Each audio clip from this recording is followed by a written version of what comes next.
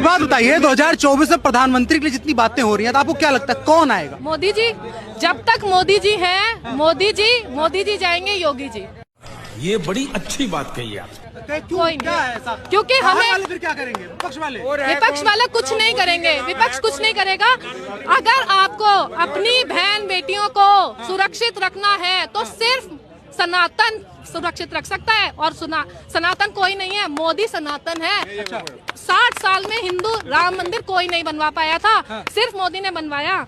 जो ये आपके युवा राहुल गांधी जी है ना, युवा राहुल गांधी जी टोपी लगा के घूमते थे, वो टोपी उतर गई उनकी।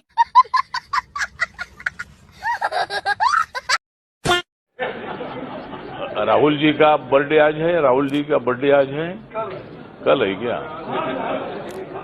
तो ठीक है, नहीं राहुल जी को भी मतलब वो हमारे मित्र है, और मतलब आपको वहां बैठने का मौका मिला, इसलिए मैं आपको हार्दिक बधाई देता हूँ।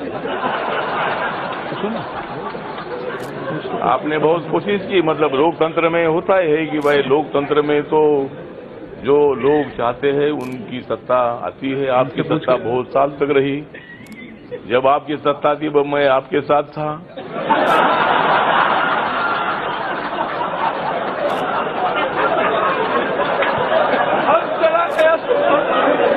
लेकिन और चुनाव के पहले मुझे लोग कांग्रेस के बोल रहे थे कि भाई इधर आओ, लेकिन मैं बोला उधर जाकर मैं क्या करूं? मैंने हवा का रुख देखा था कि हवा नरेंद्र मोदी जी की तरफ जा रही है।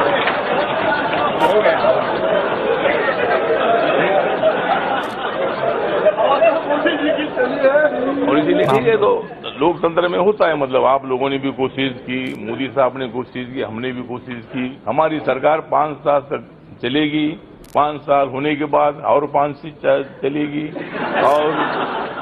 और बाद में 5 साल चलते रहेगी। मतलब हम इतना अच्छा काम करते रहेंगे, हम अच्छा काम करते रहेंगे तो हमारी सरकार आती रहेगी। हम अच्छा काम नहीं करेंगे तो तुम आ जाओ, लेकिन हम तुमको जल्दी नहीं आने देंगे। आज देश के 70 राज्यों में क्या बोला तूने? 70 राज्यों में कब हो गया ये? 17 स्टेट्स में। कौन है ये लोग? ये है भट्टगवार। एनडीए की सरकार। ये पागल हो गया। महात्मा गांधी जी ने ईस्ट इंडिया कंपनी के खिलाफ लड़ाई लड़ा। आदरणीय हमारा नेता राहुल गांधी जी ने वेस्ट इंडिया के खिलाफ लड़ाई लड़ रहा है। कौन है ये लोग? कहां से आते हैं? केजरीवाल जी को कभी मिस करते हैं कि नहीं आप? अभी तो हमने दिल्ली में कोई मिस नहीं कर रहा। क्या कि मिस उसको किया जाता है जिसका कोई कंट्रीब्यूशन होता है।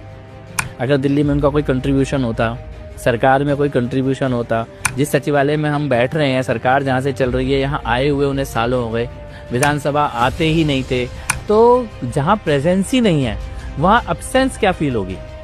तो उनकी अनुपस्थिति दिल्ली में महसूस नहीं होती है, क्योंकि उनकी उपस्थिति कभी महसूस नहीं हुई दिल्ली में। जब तक वो दिल्ली के मुख्यमंत्री रहे, उन्होंने दिल्ली के मुख्यमंत्री की कुर्सी को किसी सीढ़ी की तरह इस्तेमाल करने की कोशिश की कि इसका सहारा लेके आगे कहीं निकल जाऊंगा। तो वो दिल्ली के सरकार के संसाधनों का उपयोग गोवा में, पंजाब में करने के काम करते रहे, और जहाँ भी वो बैठे उन्होंने वहाँ पे केवल अपने चंद लोगों के हाथों में पैसा खिलाने का, खाने का काम किया। तो इसीलिए उनकी उपस्थिति निरर्थक बन गई, और निरर्थक उपस्थिति जिसकी होती है बाद में उसकी अनुपस्थिति महसूस नहीं होती है। तो दिल्ली में अगर आप जाएंगे तो दिल्ली में केजरीवाल की अनुपस्थिति को कोई महसूस नहीं कर रहा है, क्योंकि वो अपनी उपस्थिति दर्ज कराने में, जब उन्हें ईश्वर ने समय दिया था, वो उसमें असफल रहे। मैं तो कहता हूं मनोज तिवारी जी को, ये सांसद हैं, मैं भी सांसद हूं, चलिए कल धरना देते हैं हम लोग। जिस बांग्लादेश में हिंदुओं के ऊपर अत्याचार हो रहा है, उस बांग्लादेश को प्रधानमंत्री नरेंद्र मोदी के मित्र अडानी झारखंड की बिजली चुरा के बांग्लादेश को सप्लाई कर रहे हैं। क्या बात कर रहे हैं? हजारों करोड़ रुपए की कमाई आपके दोस्त बांग्लादेश से कर रहे हैं, उन्हीं के पैसे से आप अपनी पार्टी चलाते हैं, और आप बांग्लादेशी घुसपैठियों की बात करते हैं। शर्म करो शर्म। 50 साल जब पूरा हुआ था बांग्लादेश की आजादी का, केजरीवाल जी को बुलाया था शेख हसीना ने? नहीं। किसको बुलाया था? भारत के आदरणीय नरेंद्र मोदी, भारत के प्रधानमंत्री को बुलाया था। और प्रधानमंत्री जी ने 50 साल की आजादी पे जाके बांग्लादेश के अंदर कहा, मैं तो बांग्लादेश की आजादी का योद्धा हूं, मैं जेल गया हूं बांग्लादेश को आजाद कराने के लिए। वाह मोदी जी वाह, ये प्रधानमंत्री का बयान है। आप बात करते हैं बांग्लादेशी घुसपैठियों को, आपने 10 साल में 10 नाम आप बताइए, पूरा देश आपको सुन रहा है, बांग्लादेशी घुसपैठियों को आपने डिपोर्ट किया हो। क्या बात है सर, क्या बात है सर, क्या बात है। ये को मोदी चाहिए। मोदी हमारा पति, हमारा भाई, हमारा बाप, हमारा गुरु है। आप बोलिए, क्यों आपको लगता है कि मोदी जो और योगी जी वो विकास दे पाएंगे जो और कोई नहीं दे? हम उनके ऊपर दिल दे बैठे हैं। आप बोलिए, योगी हमारा प्रिय है, देवता है, हम हमारा पेट नहीं भर रहे हैं, पूरी दुनिया का भर रहे हैं। बड़े खतरनाक लोग हैं। ये लाला हरामदेव है। ये कहता था जींस से खुजली होती है, ये फटा हुआ जींस भिखारियों के लक्षण है। क्या बात कर रहे हैं, अभी पता चलेगा। और हिंदुस्तान में जीन्स पहनने का, जून जुलाई का महीना है, जीन्स पहनेंगे भीतर से पूरे पैर सड़ जाते हैं पसीने में, फिर खुजली होती है, खुजाते रहो चारों तरफ खुजली। यहाँ इतनी गर्मी होती है, इसमें जीन्स पहनने का मतलब क्या है? आपकी औकात बता रहा हूँ सर, बुरा नहीं मानना सर। अलग अलग प्रकार के जीन्स हैं। नीचे जीन्स है पतंजलि की, जिसकी बहुत दिनों से प्रतीक्षा हो रही थी। आज ही बदल लिया साला। कहाँ से आते हैं? मोदी जी की तस्वीर में श्री कृष्ण जी दिखते हैं। तो रुको जरा, सबर करो। मुझे अंकल जी में बताऊं क्या दिख रहा है?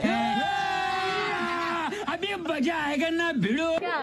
मैं फिर बोल दूंगा तो अंकल जी की रिस्पेक्टफुल हो जाएगी। क्या बात कर रहे हैं? अरे यार एक बात छोटी सी अंकल जी सोचो आप, वो भगवान है और वो इंसान है, तो इंसान से भगवान का कंपेयर मत करो आप। ये बड़ी अच्छी बात कही आप, समझ रहे हो? वैसे तो देखने में मुझे आप भी डॉल्फिन लगते हैं। अब बताओ, मैं कह तो नहीं सकता।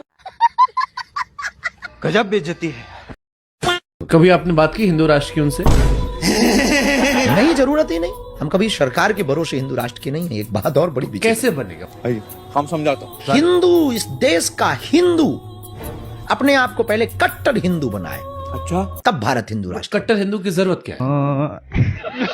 आप अंधविश्वास फैलाते हैं और अपने मतलब को बता देते हैं कि हमको दिखता है, ये कहते नहीं दिखता है। एक पत्रकार का भी आपने पर्चा खोल दिया था, बेचारा बड़ा गाली खाया बाद में। देखिए, आप पर भी आरोप लगा कि उसके फेसबुक से आपने पढ़ लिया था। धंधा बंद करवाएगा क्या? फिर आपने स्टेटमेंट एक दे दिया था कि जो कुंभ नहीं आएगा वो देशद्रोही है। वो देशद्रोही नहीं नहीं, पापी नहीं, हमने देशद्रोही कहा था। आपने जब ये कह दिया कि जो नहीं आएगा वो देशद्रोही है, तब लोग कह रहे हैं, मान लीजिए कोई जैसे कोई आदमी सियाचिन में नौकरी कर रहा हो या बॉर्डर पे हो, या मेरे सब पत्रकार जो दिल्ली इलेक्शन कवर कर रहा था, अब आपने हम लोग को देशद्रोही बना दिया।